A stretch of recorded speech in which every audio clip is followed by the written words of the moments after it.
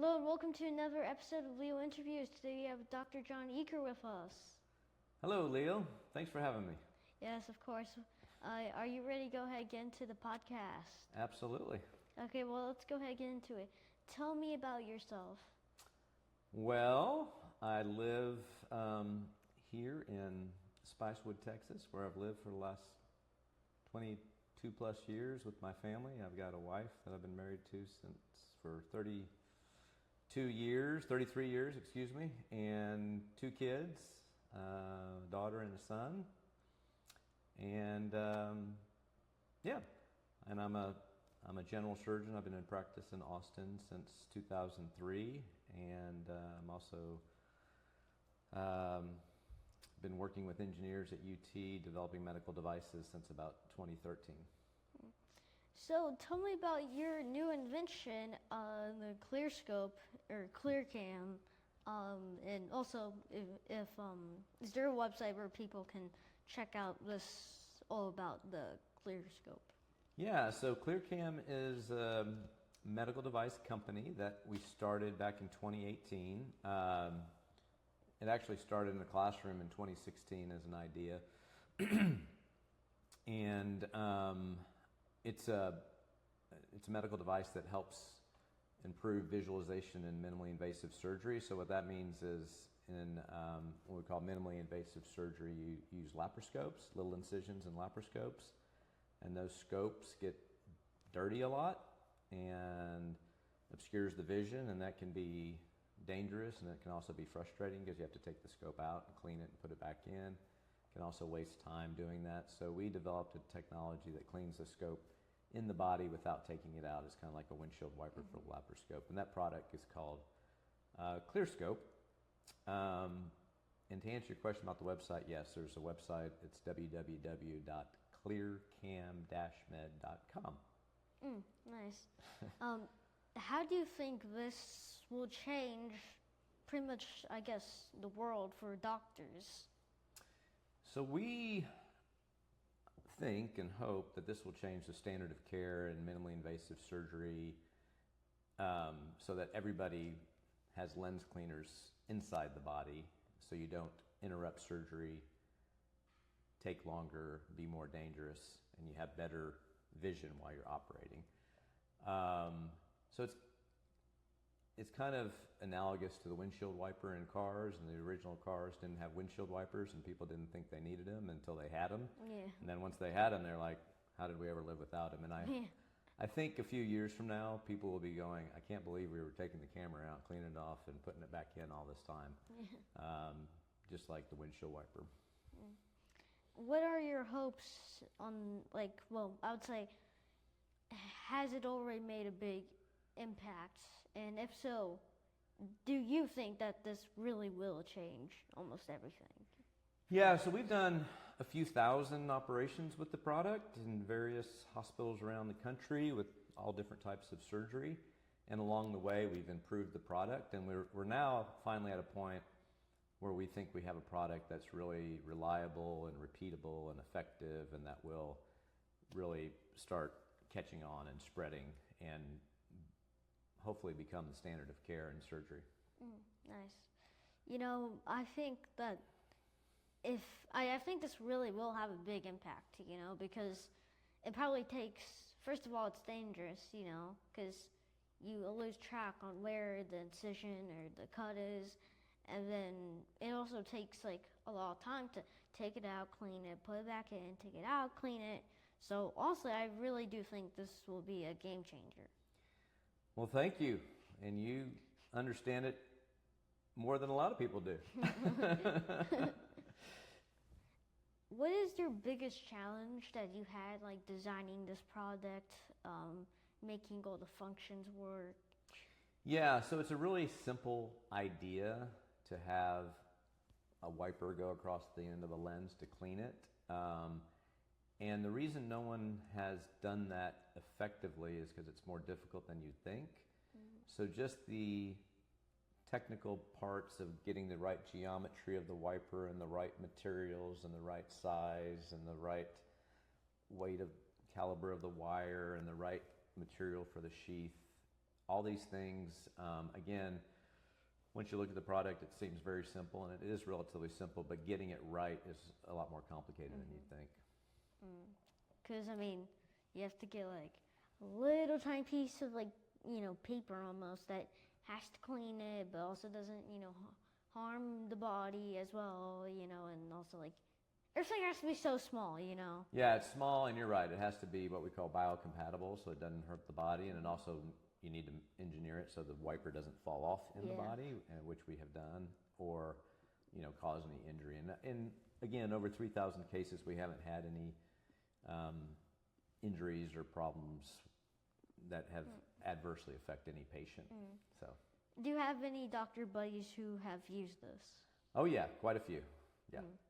So they're like, he's like, I bet they all think like you're like the best because he's like, he changed our lives. This might be the Messiah. Who knows? I hope they think that way. What is a way you think this can all change the world? So, our current product, as I said, I think can change things quite a bit by improving the safety of surgery, saving time in surgery, improving efficiency. Our future products make it automated. So again, kind of similar to the windshield wiper in cars. First, they didn't think they needed it. Then they had a manual windshield wiper. Then they had an automatic windshield wiper, which most of us have these days. And, we all, for the most part, love those things. So we have created software that kind of tells you when the lens is dirty with an electronic version of our wiper that makes it automated. So we're developing that technology, which I think could be a really game changer in both robotic and laparoscopic surgery in the future. Yeah, because I bet it takes pretty much a long time to clean it. Because not to clean it, but just like the whole process of taking it out, clean it. Then you have to put it back in, look for the incision, see was it there. And then by the time that you find it, you have to take it back out and clean it. And I bet it's like a whole mess. Yeah, and even, robotic surgery is becoming more and more common, and the visualization in most of these platforms is really great. But when the lens gets dirty, it's even more of a pain to take it out because they're on different scope holders or they're attached to the robotic platform, and it takes a little bit longer to disengage the camera, get it out, clean it, re-engage it, put it back in, and start surgery again. So, yeah, I think we could make a real impact. So is ClearScope the name of the product, and then the company is ClearCam, right? Correct. Okay. How did you guys come up with ClearScope, the name? Well, we're cleaning a laparoscope and we're making the vision clear. So it felt like a product name that people would understand what we're doing.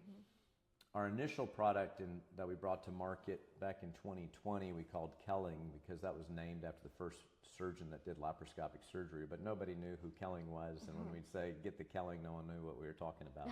But ClearScope, it's like, okay, clear the scope. Yeah. It's almost like, toilet paper, like with the bears or the one with the man on it. Kind of like that.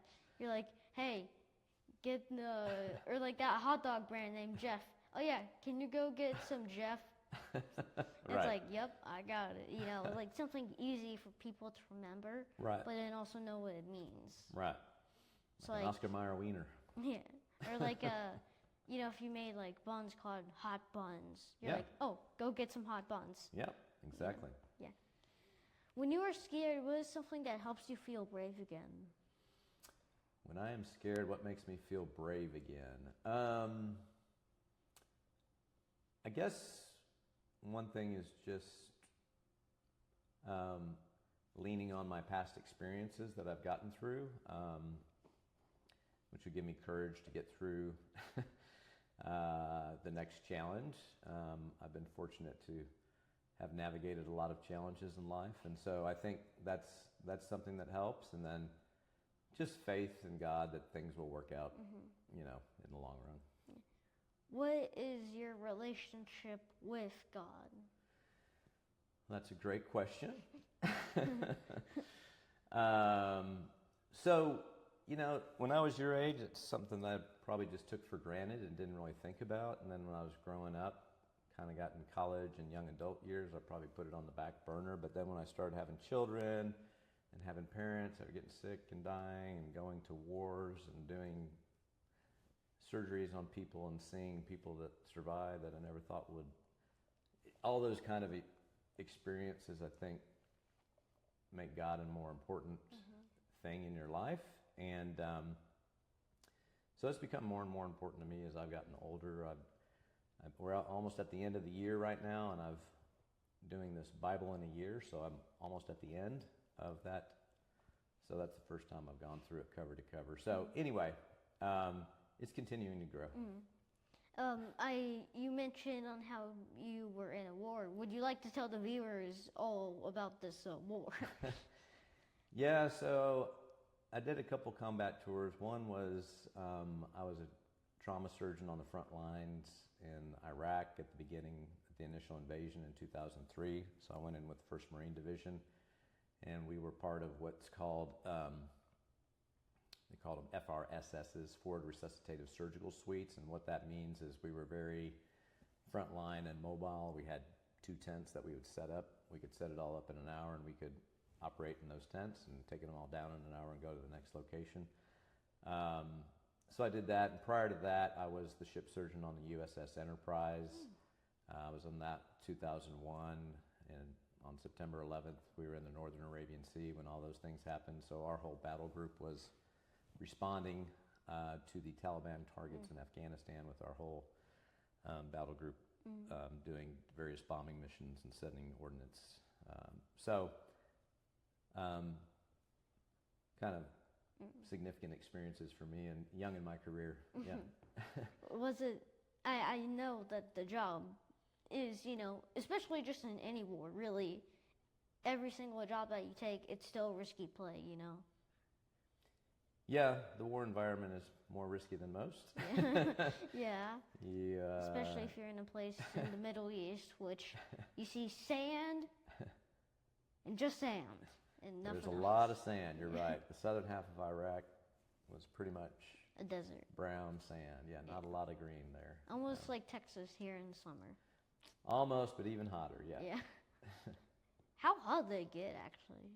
The hottest I ever saw it was 135 degrees. You have to be joking. No, the highest it's like ever got was like 120, maybe like 110, something here. Yeah. It got to 130. Yeah. That doesn't sound possible.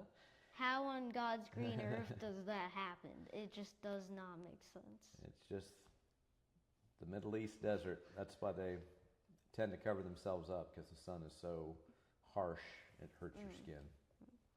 What is your favorite childhood memory? Ooh, that is a good one.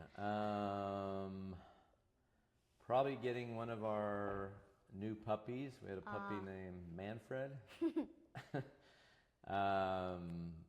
So that was a good childhood memory. We used to go to a lake for the summer and really loved doing that, to swim and fish and mess around on a little boat and stuff like that. Oh, that's cool. We have a dog named Cash. He's currently locked up because if he was here, he'd probably start barking, going crazy and ballistic. That would ruin our interview. So he's in the garage in his playpen. We have to move him because he's already monster enough. But we've got a monster dog right now too, named Lucky. Oh, Lucky. Honestly, hey, I'll tell you the truth. I don't think we're too lucky. While he is cute, small, fluffy, and he's smart, but he doesn't know how to use his smartness. He can be a monster. So sounds like our dog. Well, that's gonna be it for today's episode, guys. But I just want to point out one thing, like always, because I always say this is gonna be the last question. So are you ready? I'm ready. Okay. If you had to pick between chocolate ice cream and strawberry, which one would you choose? Chocolate ice cream. Okay, So good news for you. You are not going to be, your computer will not get virus name, chocolate ice cream only. Yeah, and your life was spared today. So Well, I'm excited about that. yeah, because my dad, he loves chocolate. I say it in almost every single interview. He can't stop. It's almost like an addiction of chocolate. Like peanut butter, chocolate, all of it. I'm a chocolate fan too. Well, that's gonna be it for today's interview, guys. If you want to see like more real life interviews, if we have the chance again, let us know. So if this video gets like 20 likes, we'll consider on doing another real life interview. But until next time, Dr. John Uecker, it was nice having you here. Nice having you. Yes. Nice to be here, Leo. Thank you. Yes, of course. Well, until next time, guys. Bye. Bye-bye.